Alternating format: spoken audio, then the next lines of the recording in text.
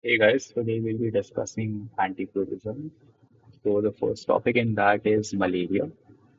The positive agent for malaria, as we all know, is Plasmodium, and the most common, that is like about 50% of the cases in India, is caused by Plasmodium falciparum. The next one is Vivax, then Ovale, then malaria, and the last one being now Leslie.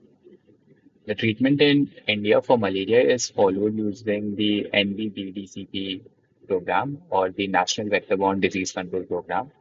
It is for several diseases that include dengue, chikungunya, Japanese encephalitis, lymphatic filariasis, kala-azar, and malaria. The vector for malaria is the female Anopheles mosquito.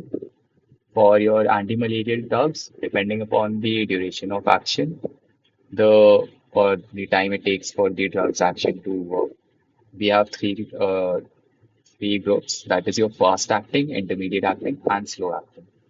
In fast acting, there are two groups, that is your chloroquine group and the artemisinin group. For your intermediate acting, you can remember the mnemonic called as most plasma remain lazy. In this, M stands for mefloquine, P for proguanil, R for racemic mixture of quinine, and L is for lumefantrine.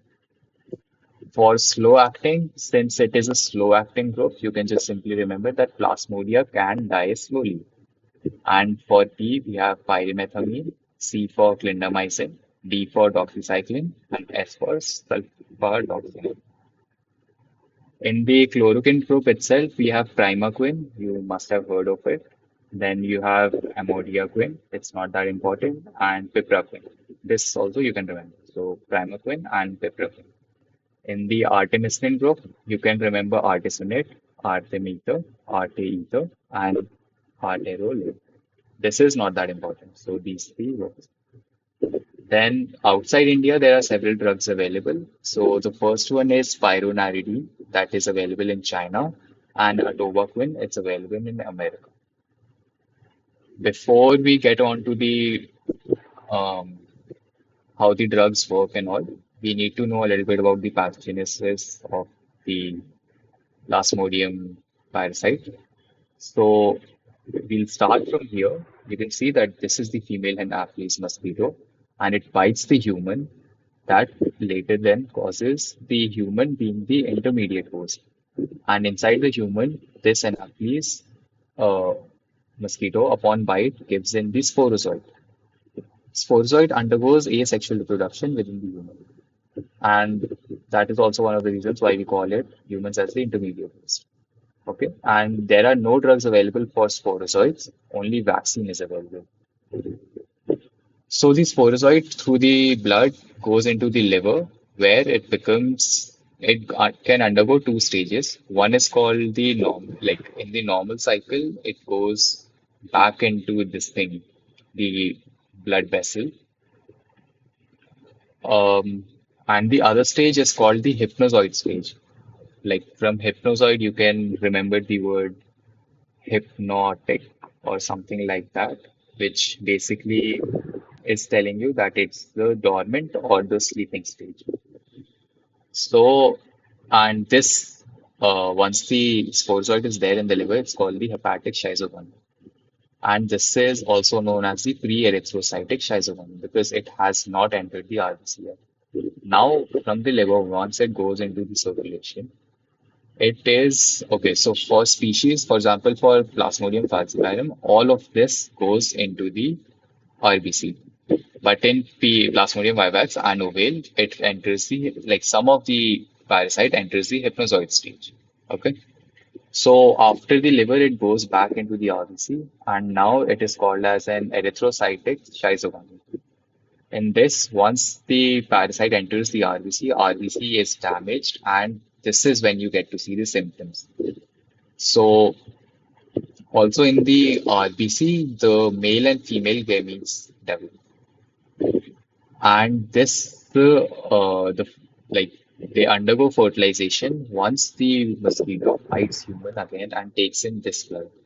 So, the ultimate fertilization of the male and female gametes occurs in the uh, Anopheles mosquito, female Anopheles mosquito, and that is why it is called the definitive host.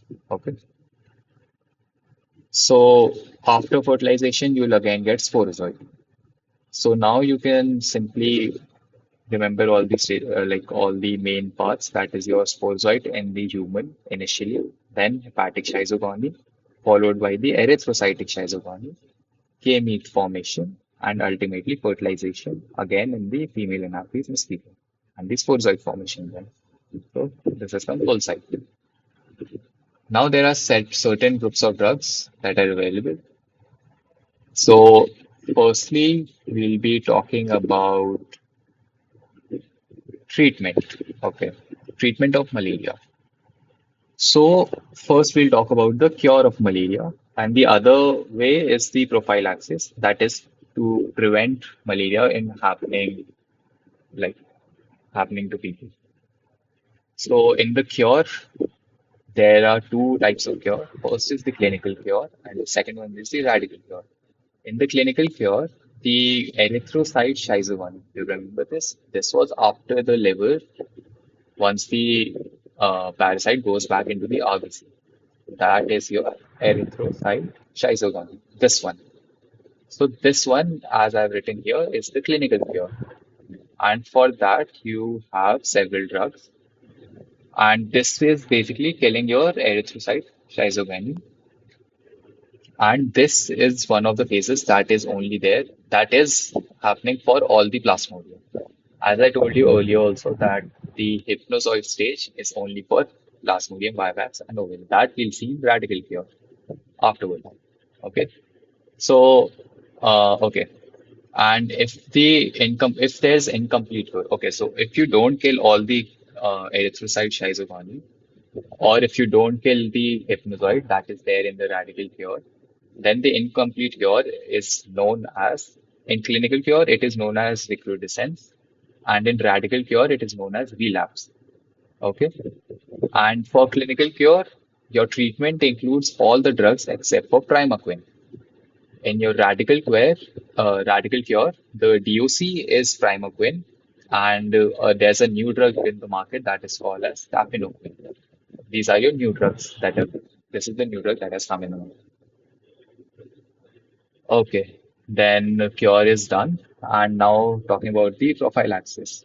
There are two types of prophylaxis. One is the causal prophylaxis and the other is the suppressive prophylaxis. In your causal prophylaxis, you are basically killing the pre-erythrocytic schizophrenia. You remember the pre-erythrocytic schizophrenia? This is your pre-erythrocytic schizophrenia, the one that is there in your liver. Okay. So you are killing your pre-erythrocytic schizophrenia. And this is not possible because the patient is asymptomatic in this phase. Remember, I told you that the symptoms only appear when the plasmodium has entered the RBC and RBC starts undergoing lysis. That's when you see your chills and fever. Okay. And the drugs for your causal prophylaxis are PPD, that is your primaquine, proguanil, and doxycycline. This causal prophylaxis is not really applicable in a clinical scenario. So we talk about suppressive prophylaxis. It is also known as the traveler's prophylaxis because this is the therapy that is given to travelers when they are going out in some country that is endemic to malaria. So depending upon what country they are going to, one is your non-endemic country, for example, the Arab, and one is the endemic country, for example, Southeast Asia. Okay. So first we'll talk about non-endemic countries. If you're going there, then your drug of choice is chloroquine, and it is given 600 mg once per week. Okay. Since it's a non-endemic country, so the risk of having malaria is quite low. Okay. And the regimen for that is start 2 weeks before you leave to the country. When you are staying in the country, then you have to give it every week. Then once you come back home, then you have to give it for another 4 weeks. Okay. In endemic countries, now because of so much drugs and earlier chloroquine being used over here as well, these plasmodium have developed chloroquine resistance. Okay. That is why we now use some other drugs. So your first drug is mefloquine. That is given 250 mg once a week. This is given when travel is less than 6 weeks. Okay? No, sorry, when travel is more than 6 weeks. And doxycycline is given as a 100 mg daily dose when the travel is less than 6 weeks. Okay? And for this, you don't really need to start way long before. You can simply start 2 days before, and then every day that is there. And then once you are in the country, then depending upon what you're giving. So, for example, this is once a week and this is daily. You come back and then you continue your regimen for another 4 weeks. Okay. So you, for example, if the person is going somewhere to a southeast country, for example, let's say Thailand, then you just start 2 days before. That is like, let's say, yeah, you just start 2 days before mefloquine. You go there, let's say you're staying for 4 weeks, then you give mefloquine once every week. That is done. And then once you come back, then you continue mefloquine for another 4 weeks. Okay. Preferably, we use mefloquine because it's a once a week dose rather than doxycycline that you need to give daily. So it becomes tedious and people might forget taking their medicine. Okay. Then after this, we'll go into some key points. So for your gametocidal, do you remember gametocidal stage? That was after it has infected the RBC over here. This is your gametocidal. And these drugs that are going to inhibit this will be called as gametocidal drugs. Okay. The other stage, this one we already discussed the clinical cure for which they're all drugs except for primaquine. We also discussed causal prophylaxis, for which we had three drugs. As you remember, one was primaquine, one was proguanil, and for D, we had doxycycline. Over here, primaquine, proguanil, and doxycycline.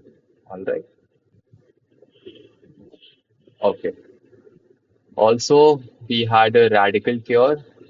Remember, cure had two things. One was the clinical cure and the radical cure. The primaquine was your drug of choice, and this dapnoquine was a new drug in the market. Okay, so over here for your gametocidal drugs, the primaquine is your drug of choice. Okay, because it acts against all species of malaria, and the advantage is that it prevents transmission of malaria. Therefore, it protects the society at large, especially in endemic areas. Okay. That's why gametocidal drug of choice is primaquine. Very simple. Sporozoites. Okay. Sporozoites, there are no drugs available. As I told you, only a vaccine is available. Okay. Malaria vaccine. It's called Mosquirix. It is also known as RTS or S/ASO1 or vaccine. Okay. It is given IM and only in children. What it does is that the live sporozoid is actually covered with HBV, that is a hepatitis B virus antigen. It is covered with this, and then it's given to the host, that is your to the human, which will obviously, since it's an antigen, it's going to elicit an antibody response. So it's stimulating T cells, and T cells will give you an immune response, and that is how you develop. Um, Basically, that's how vaccines work. Okay. Now we'll talk about the NVBDCP guidelines for in India. Okay.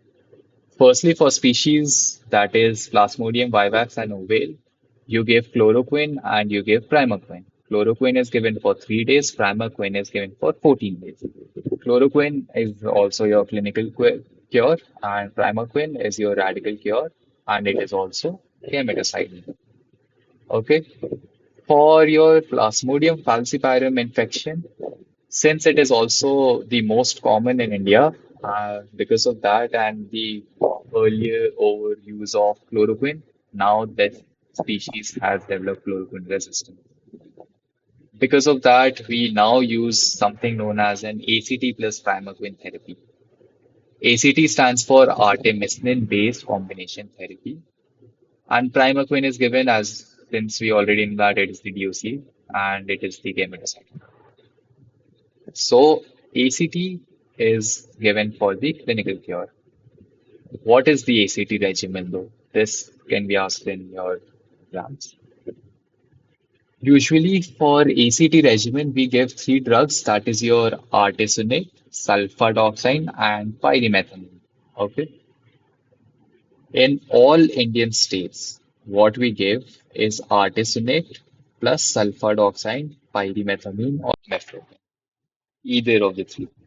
Pyrimethamine is a slow-acting drug. Mefloquine has a side effect of neuropsychiatric, that is your insomnia and hallucinations.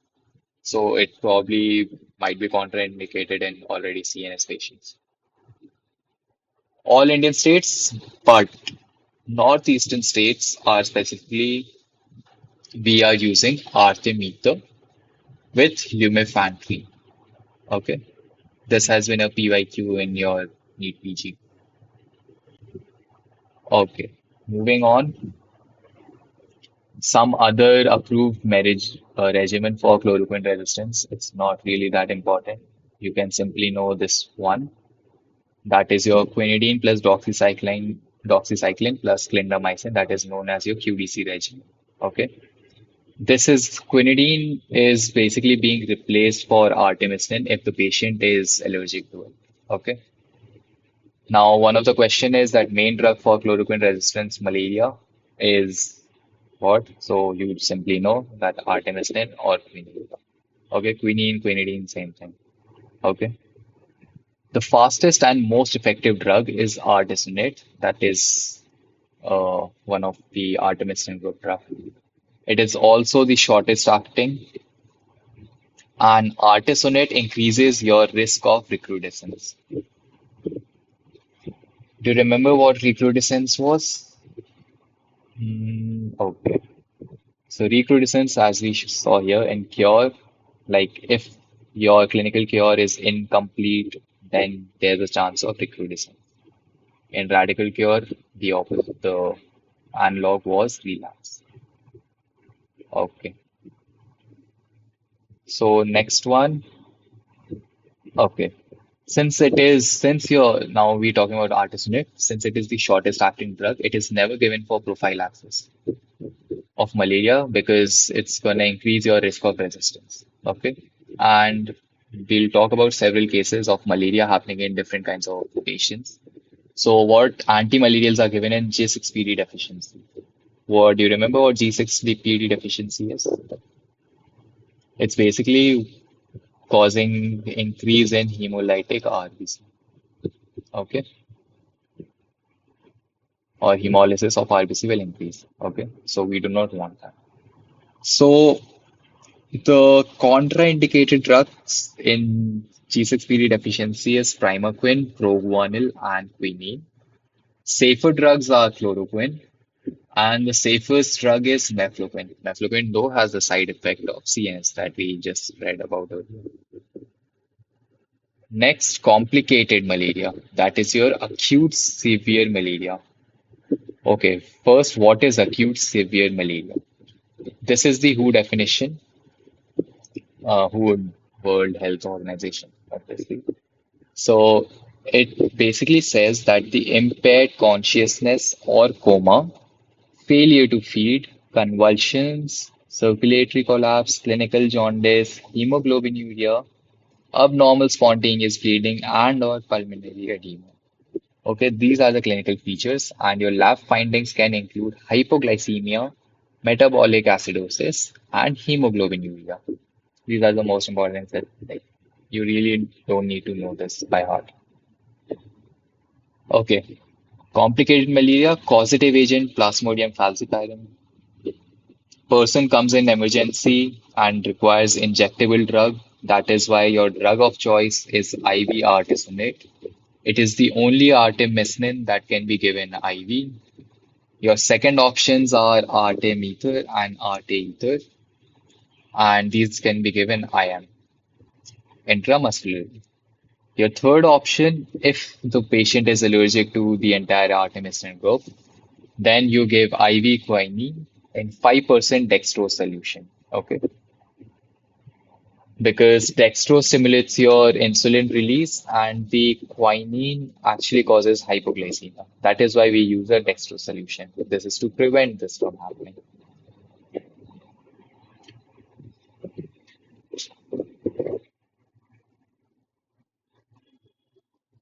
Moving on, malaria in pregnancy. This you need to know. For Plasmodium vivax and oval infection, you only need to give chloroquine. Primaquine is contraindicated in pregnancy because radical cure is not given. Increases risk of relapse, will be treated after pregnancy. Okay. For Plasmodium falciparum, it is assuming chloroquine resistant. In your first trimester, you can give quinine plus clindamycin. In your second and third trimester, you give ACT, that is your artemisinin-based combination therapy. Okay. In your complicated malaria, first concern is mother. Okay. Fetus, we don't care. Okay. First concern is mother. So we'll be treating the mother with IV artesunate in all trimester, and hopefully that resolves the issue. Safest drug, okay. Safest drug in malaria is chloroquine, quinine, clindamycin. This being given here, quinine is given in falciparum, chloroquine is given in the other way. Okay. Contraindication in first trimester, artemisinin. So ACT is not done in first trimester. Contraindicated in all trimester is primaquine and doxycycline. Okay. Transfusion associated malaria. So in blood transfusion, what can be transferred to the patient? Erythrocytic schizophrenia. That is your gametocytes. Okay. Yeah. Gametocytes. So the treatment includes a clinical cure, and since it is a clinical cure, there's no role of primaquine. So you can give either chloroquine or your ACT. Primaquine, we know there's no role because it kills the hepatic schizogony or the hypnocyte stage. And since we are transferring erythrocytic schizogony, there's no point of killing the liver stage. Now, talking about the individual drugs itself, we'll be talking about chloroquine first, the most important drug. The mechanism of action for chloroquine is inside the fluid vacuole of the plasmodia. So over here, I've depicted this to be the plasmodium cell membrane. Inside that, you have the hemoglobin. And chloroquine, it goes inside, it causes the food vacuole to basically just open up. What actually happens is that the normally hemoglobin is broken down into heme, and then the heme is further broken down into hemozoin that acts as the food for plasmodia. But what will happen is that chloroquine will open perforations, like cause perforations in the food vacuole, because of which heme will not be degraded into hemozoin. So, increase in hemoglobin inside the plasmodia is toxic to the plasmodia itself. Since remember that this is heme and not hemozoin, so it is not the food. It is the precursor of the food that can be toxic. That's why. So, and a similar mechanism of action is followed by quinine, mefloquine, and lumefantrine. Resistance to chloroquine is basically what we can do is it flux out of the food vacuole via the Plasmodium falciparum CRT. CRT means chloroquine resistant transporter. Okay, this is depicted in orange over here. Okay, now the uses of chloroquine is the primary use, obviously, is the protozoan infection.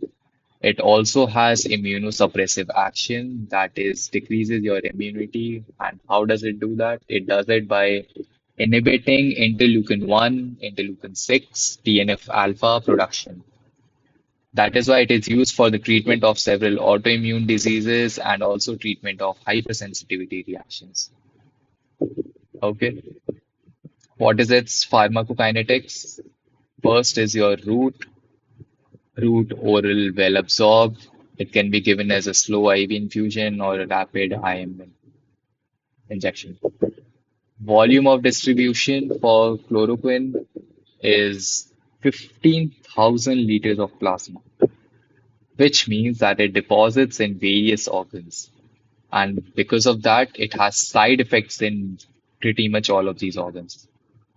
Okay. And since the volume of distribution is so large, most of it is going into organs. There's no role of hemodialysis in chloroquine toxicity because your most of the drug is inside the organ, so replacing the blood won't really do anything. And other uses of chloroquine, for that you can have a mnemonic, malaria GDP. So malaria GDP. Okay, here we are talking about malaria, here you are GDP. We'll go through it one by one. First is malaria, best. We already learned about it. Amoebiasis, we'll learn about it later.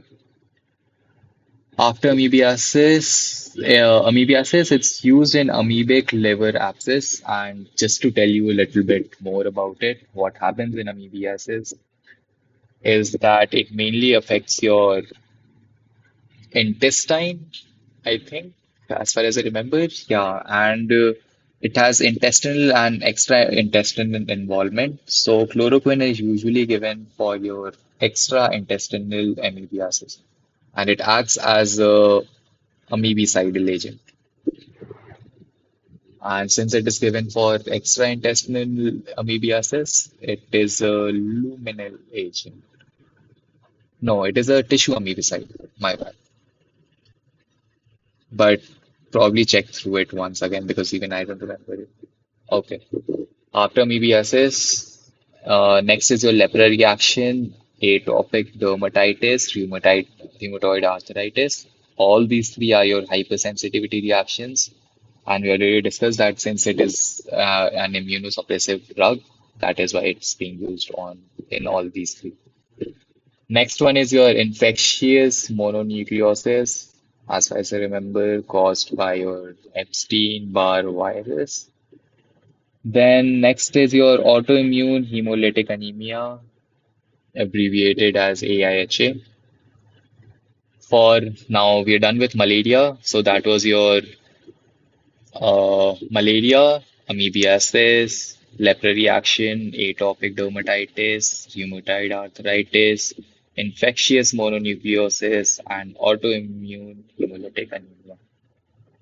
For GDP, we have giardiasis, we have DLE or SLE. DLE is drug-induced lupus erythematosus, and SLE we all know systemic lupus erythematosus.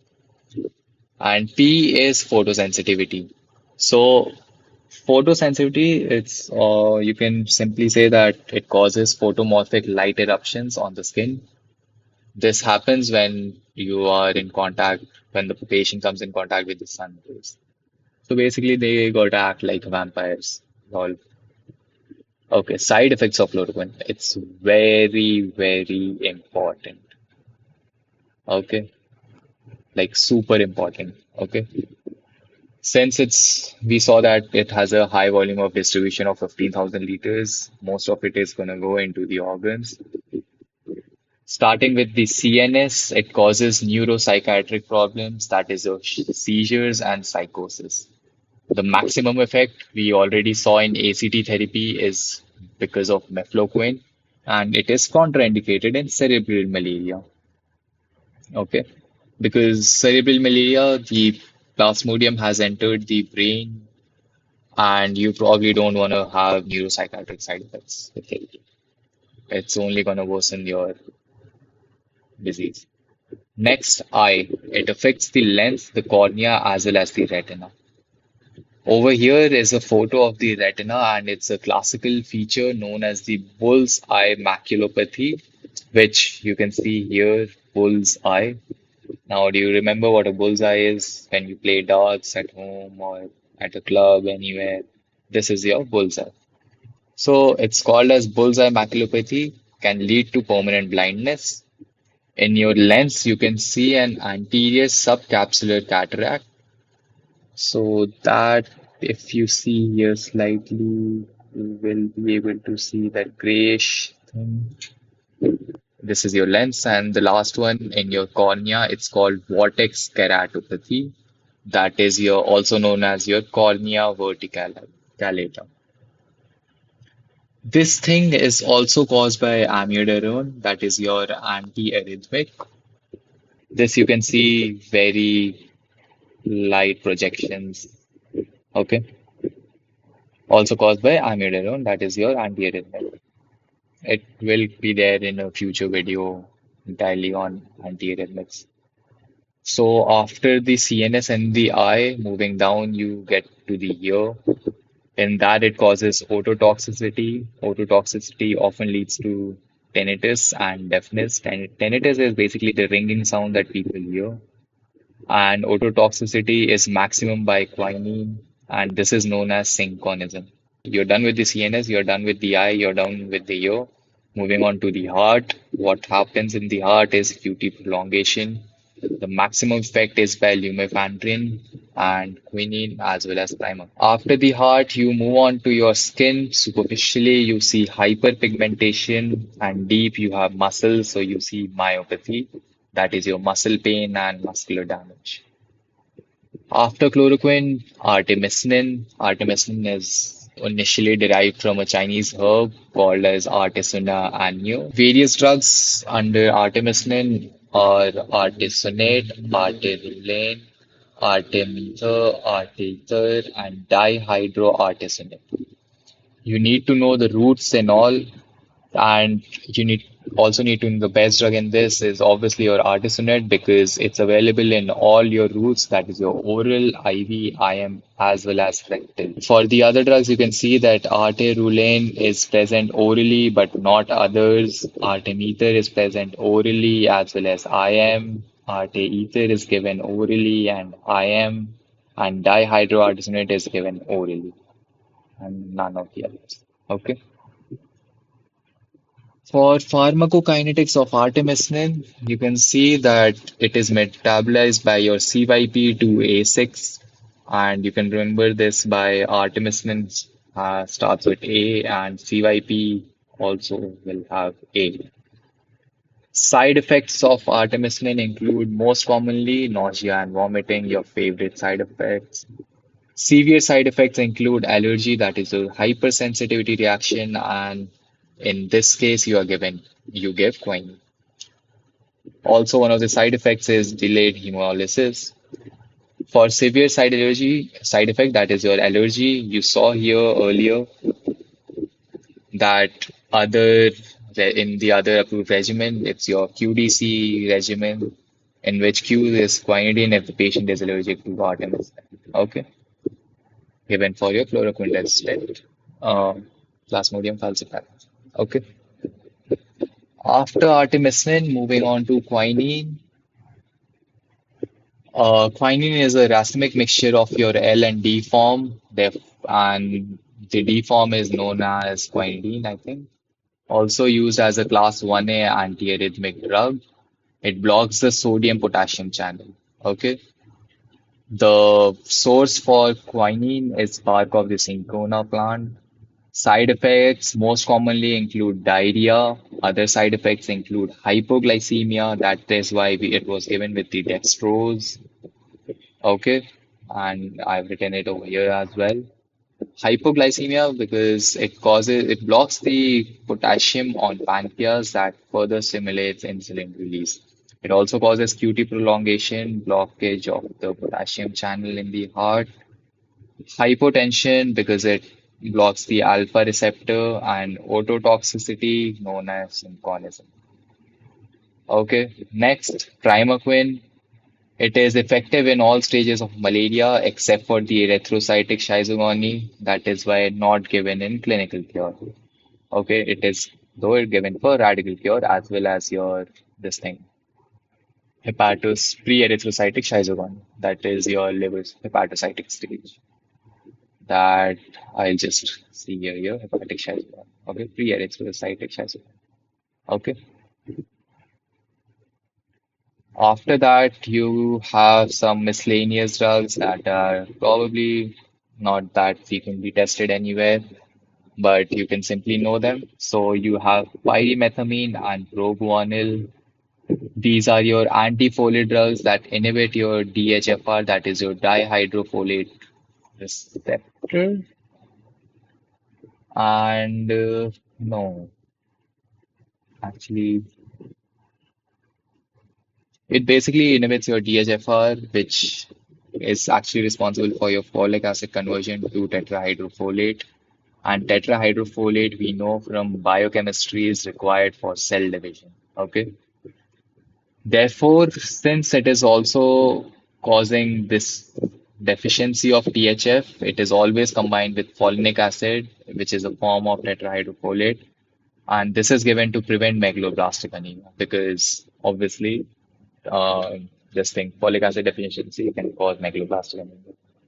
Your next drug is doxycycline. It is contraindicated in pregnancy, and children up like below 8 years are definitely not given doxycycline. Instead of that, you give clindamycin, that is a much safer drug. Also, we talked about lumefantrine, which is given in Northeast India, and it is given for the treatment of chloroquine-resistant malaria. This is also for the treatment of MDR malaria that is resistant to quinine as well as artemisinin. MDR basically stands for multi-drug resistant malaria. Chloroquine resistant, and so two types of malaria, one chloroquine resistant malaria, the other one being MDR malaria, that is your resistant to quinine and artemisinin. Side effect includes QT prolongation, and it has an analog outside of India that is known as halofan. With that, we come to the end of malaria. Moving on next to the other protozoans that will be covered in the next video. Thank you. It took us about 38 minutes. That is pretty good.